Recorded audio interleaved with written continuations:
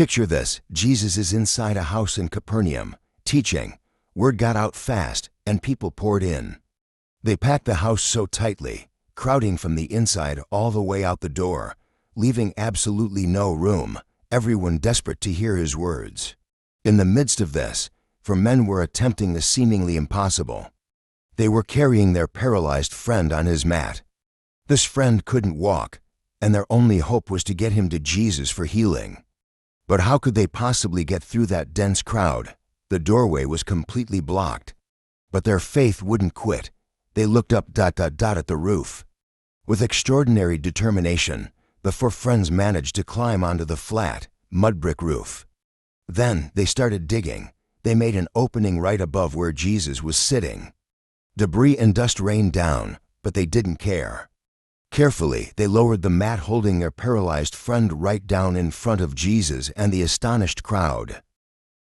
Jesus saw this audacious act. He saw their burning faith, not just the sick man's, but his friends too.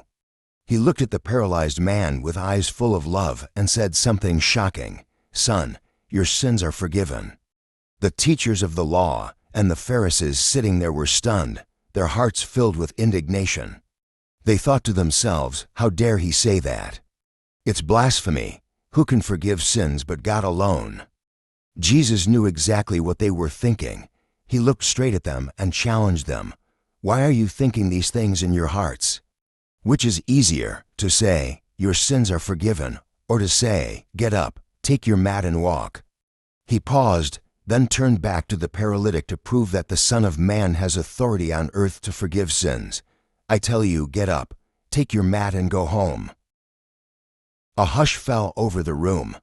All eyes were fixed on the man lying on the mat. And then the miracle happened. Before everyone's amazed eyes, the man slowly sat up, then stood tall.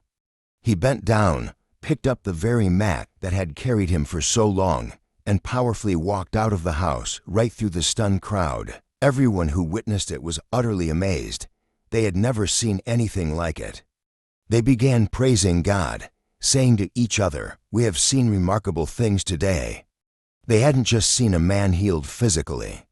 They had witnessed the power to forgive sins, authority belonging to God alone, present in Jesus Christ.